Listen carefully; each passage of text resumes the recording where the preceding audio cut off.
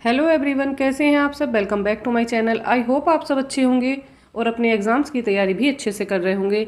यहाँ पर हम करने वाले हैं संविधान पर आधारित प्रश्न। भारतीय संविधान पर आधारित प्रश्नों का सेट हम यहाँ पर लेकर आ गए हैं। इसमें करने वाले हैं हम टॉप मोस्ट क्वेश्चन 40 क्वेश्चन का सेट हम यहाँ पर लेकर आए हैं। अगर आप चैनल पर नए हैं और आपने अब तक वीडियो नहीं देखी है तो प्लीज़ जाइए चैनल को सब्सक्राइब कीजिए और प्ले लिस्ट में जाकर सारी वीडियो देख लीजिए। अगर आप किसी भी कॉम्पिटिटिव एग्जाम की तैयारी कर रहे हैं या UP triple SC PAT exam को आप देने वाले हैं तो उसके लिए ये भारतीय संविधान पर आधारित प्रैक्टिस सेट काफ़ी हेल्पफुल रहने वाला है। तो चलिए देर न करते हुए आ जाते हैं आज के टॉपिक पर, भारतीय संविधान। क्वेश्चन नंबर 1 देख लेते हैं क्या दिया है। क्वेश्चन नंबर 1 में दिया है भारतीय संविधान सभा की संघीय शक्ति समिति के अध्यक्ष कौन थे।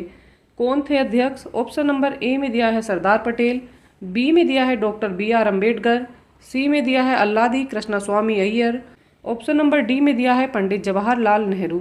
यहाँ पर जो राइट आंसर है ऑप्शन नंबर डी हो जाएगा, पंडित जवाहरलाल नेहरू। संघीय शक्ति समिति के अध्यक्ष पंडित जवाहरलाल नेहरू थे। ऑप्शन नंबर जो डी है ये करेक्ट है। चलिए आ जाते हैं नेक्स्ट क्वेश्चन पर। क्वेश्चन नंबर 2 में दिया है भारतीय संविधान सभा की प्रारूप मसौदा समिति के अध्यक्ष कौन थे। तो मसौदा समिति के अध्यक्ष कौन थे। ऑप्शन नंबर ए में दिया है डॉक्टर राजेंद्र प्रसाद, बी में दिया है Jawaharlal Nehru, option number C में यहाँ पर दिया है डॉक्टर BR अम्बेडकर और ऑप्शन नंबर डी में यहाँ पर दिया है पुरुषोत्तम दास टंडन। यहाँ पर right answer option number C हो जाएगा, डॉक्टर BR अम्बेडकर। भारतीय संविधान सभा के प्रारूप मसौदा समिति के अध्यक्ष डॉक्टर BR अम्बेडकर थे। ऑप्शन नंबर जो सी है ये करेक्ट है। चलिए आ जाते हैं क्वेश्चन नंबर 3 पर। क्वेश्चन नंबर 3 में यहाँ पर दिया है संविधान सभा में सभी निर्णय किस आधार पर लिए गए। तो संविधान सभा में जो निर्णय लिए गए वो किस आधार पर लिए गए थे। ऑप्शन नंबर ए में दिया है एकता और अखंडता, बी में दिया है बहुमत, सी में दिया है सर्वसम्मति, ऑप्शन नंबर डी में यहाँ पर दिया है सहमति और समायोजना। यहाँ पर जो राइट आंसर है ऑप्शन नंबर डी हो जाएगा, सहमति और समायोजना। संविधान सभा में जो निर्णय लिए गए वो लिए गए सहमति और समायोजना पर। ऑप्शन नंबर डी यहाँ पर करेक्ट है। चलिए आ जाते हैं क्वेश्चन नंबर 4 पर। क्वेश्चन नंबर 4 में दिया है भारतीय संविधान सभा में महिला सदस्यों की कुल संख्या कितनी थी। कितनी संख्या थी चलिए बताना है। ऑप्शन नंबर ए में दिया है 10, बी में दिया है 12, सी में दिया है यहाँ पर 13, ऑप्शन नंबर डी में दिया है 15। यहाँ पर जो राइट आंसर है ऑप्शन नंबर डी हो जाएगा 15। संविधान सभा में महिलाओं की संख्या 15 थी। ऑप्शन नंबर जो डी है ये करेक्ट है। चलिए आ जाते हैं नेक्स्ट क्वेश्चन पर। क्वेश्चन नंबर 5 में दिया है संविधान निर्मात्री सभा में झंडा समिति के अध्यक्ष कौन थे। झंडा समिति के अध्यक्ष के बारे में बताना है। ऑप्शन नंबर ए में दिया है JB कृपलानी, बी में दिया है डॉक्टर राजेंद्र प्रसाद, सी में दिया है doctor BR Ambedkar, option number D में दिया है जवाहरलाल नेहरू। यहाँ पर जो राइट आंसर है ऑप्शन नंबर बी हो जाएगा, झंडा समिति के अध्यक्ष डॉक्टर राजेंद्र प्रसाद थे। ऑप्शन नंबर जो बी है ये करेक्ट है। चलिए आ जाते हैं क्वेश्चन नंबर 6 पर। क्वेश्चन नंबर 6 में यहाँ पर दिया है भारतीय संविधान में सम्मिलित किस भाषा के लिए 2011 तक ज्ञानपीठ पुरस्कार नहीं दिया गया।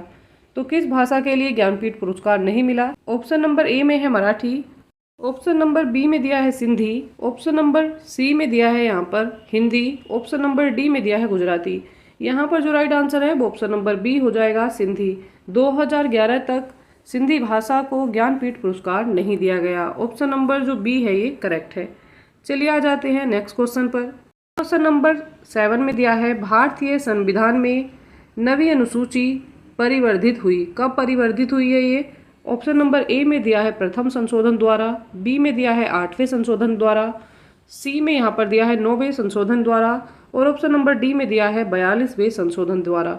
यहाँ पर जो राइट आंसर है ऑप्शन नंबर ए हो जाएगा, प्रथम संशोधन द्वारा 9वीं अनुसूची परिवर्धित हुई।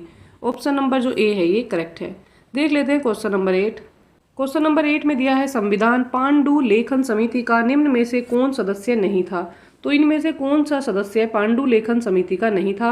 ऑप्शन नंबर ए में दिया है Mohammad Saadullah, option number B में दिया है KM मुंशी, सी में यहाँ पर दिया है AK Iyer, option number D में यहाँ पर दिया है जवाहरलाल नेहरू।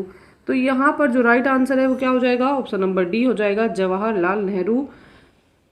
पांडु लेखन समिति के जवाहरलाल नेहरू अध्यक्ष नहीं थे। ऑप्शन नंबर जो डी है ये करेक्ट है। दिया है किस दिन संविधान सभा का अंतकाली संसद के रूप में आविर्भाव हुआ। तो आविर्भाव कब हुआ?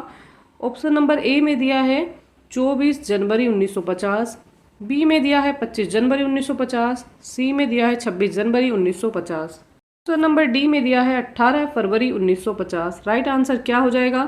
ऑप्शन नंबर सी यहाँ पर करेक्ट है। 26 जनवरी 1950 को संविधान सभा का अंतःकालीन संसद के रूप में आविर्भाव हुआ। ऑप्शन नंबर जो सी है ये करेक्ट है। चलिए आ जाते हैं क्वेश्चन नंबर 10 पर। क्वेश्चन नंबर 10 में दिया है भारतीय संविधान की प्रस्तावना पर किस क्रांति का प्रभाव नहीं झलकता? तो किस क्रांति का प्रभाव संविधान पर नहीं झलकता है? ऑप्शन नंबर ए में दिया है फ्रांसीसी क्रांति 1789, बी में दिया है अमेरिकी क्रांति 1776, सी में दिया है बोल्शेविक क्रांति 1917, ऑप्शन नंबर डी में दिया है चीन की क्रांति 1912। ऑप्शन नंबर जो डी है ये करेक्ट है, चीन की क्रांति 1912। चीन की क्रांति 1912 का प्रभाव संविधान की प्रस्तावना पर नहीं झलकता है। ऑप्शन नंबर डी करेक्ट है। चलिए आते हैं नेक्स्ट क्वेश्चन पर। क्वेश्चन नंबर 11 में दिया है भारत के संविधान का निर्माता किसे माना जाता है? तो किसको भारत के संविधान का निर्माता माना जाता है? ए में दिया है महात्मा गांधी, बी में दिया है BR अम्बेडकर, सी में दिया है जवाहरलाल नेहरू, डी में दिया है BN राव। यहाँ पर जो राइट आंसर है ऑप्शन नंबर बी हो जाएगा, BR अम्बेडकर। BR अम्बेडकर को संविधान का निर्माता माना जाता है। ऑप्शन नंबर जो बी है ये करेक्ट है। चलिए आ जाते हैं नेक्स्ट क्वेश्चन पर। नंबर 12 में दिया है उच्चतम न्यायालय ने संविधान के मूल ढांचे का सिद्धांत किस बात में प्रतिपादित किया था? तो कब प्रतिपादित किया चलिए बताना है। ऑप्शन नंबर ए में दिया बलवंत राय मेहता बनाम पंजाब राज्य, ऑप्शन नंबर बी में दिया है अशोक मेहता बनाम केरल राज्य, ऑप्शन नंबर सी में यहाँ पर दिया है केशवानंद भारती बनाम केरल राज्य, और ऑप्शन नंबर डी में यहाँ पर दिया है इनमें से कोई नहीं। यहाँ पर right answer option number C हो जाएगा, केशवानंद भारती बनाम केरल राज्य। राइट आंसर हो जाएगा ऑप्शन नंबर सी। चलिए आ जाते हैं नेक्स्ट क्वेश्चन। क्वेश्चन नंबर 13 देख लेते हैं। क्वेश्चन नंबर 13 में दिया है संविधान सभा के कितने उपस्थित सदस्यों ने संविधान पर हस्ताक्षर किए? तो कितने सदस्य वहां पर उपस्थित थे? ऑप्शन नंबर ए में दिया है 262, 284, ऑप्शन नंबर सी में दिया है 287 और ऑप्शन नंबर डी में यहाँ पर दिया है 289।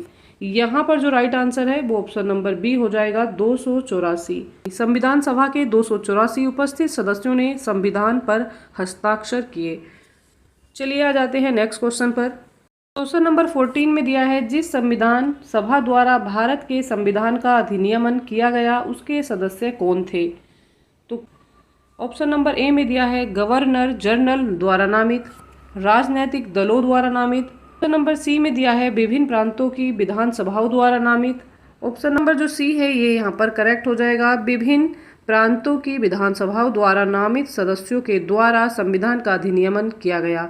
ऑप्शन नंबर सी करेक्ट है। चलिए आ जाते हैं क्वेश्चन नंबर 15 पर। क्वेश्चन नंबर 15 में यहाँ पर दिया है संविधान के किस भाग में संविधान संशोधन की प्रक्रिया का उल्लेख है?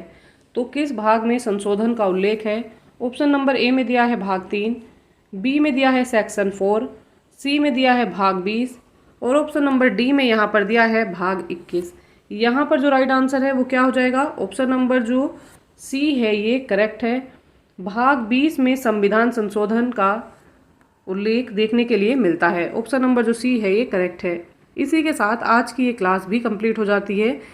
यहाँ पर हम प्रैक्टिस सेट कर रहे थे भारतीय संविधान पर आधारित प्रश्नों के साथ। इसके हमने 15 क्वेश्चन कंप्लीट कर लिए हैं। बाकी के क्वेश्चन हम कल के प्रैक्टिस सेट में करने वाले हैं। अच्छी तैयारी के लिए हमारे साथ बने रहिएगा।